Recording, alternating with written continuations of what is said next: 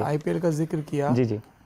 कई लोग ये लिखते हैं सोशल मीडिया पे कि आकाश चोपड़ा क्या सोच के आईपीएल खेलने गए थे। 8.5 पौने 9 का एवरेज है, 6 इनिंग्स खेले। जी जी जी। जब उनको पता है कि वो he is not meant for this format, क्या था आपके दिमाग में केकेआर के लिए खेलते वक्त? I'll tell you. आइए देखते हैं, मजा आएगा। तो ये उस साल की बात है जिस साल ना मतलब कई बार सवाल तो एक्चुअली ना केकेआर से पूछना चाहिए, तुमने लिया क्यों था इसको, and then they will tell you and then they will tell you कि क्यों लिया था। तो वो इसलिए लिया था कि उस साल हमारे तब T20 क्रिकेट ना डोमेस्टिक लेवल पे होती नहीं थी, सिर्फ वनडे क्रिकेट होती थी 50 ओवर की। उस साल मैंने 4 मैच खेले थे 50 ओवर के, फिरोजशाह कोटला में हो रहे थे। 4 में थे मेरे 3 सेंचुरीज। कहना क्या चाह रहे हैं भाई आप? और जिसमें भी मेरी सेंचुरी थी मैं उसमें नॉट आउट था, उसमें पंजाब भी था, उसमें जेके भी था, उसमें हरियाणा भी था। कुल मिला के मेरे 332 का एवरेज था उस साल।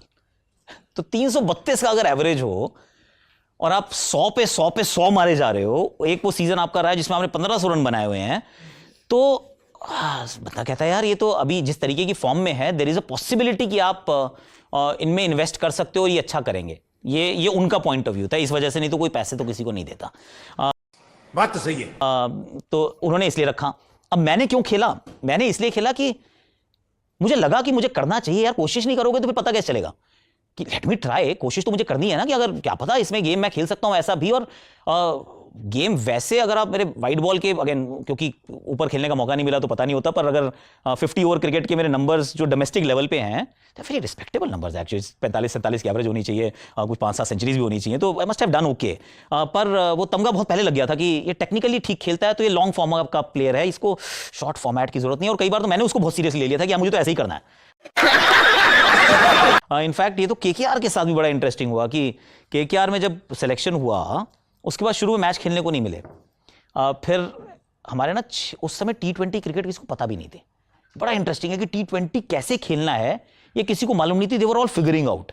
उसमें मुझे याद आ रहा है राहुल द्रविड़ से एक दिन चर्चा हुई, उन्होंने कहा कि अच्छा कैसा लग रहा है, आरसीबी केकेआर का मैच था। राहुल भाई थोड़ा डिफरेंट है। कह रहा हाँ यार डिफरेंट तो है।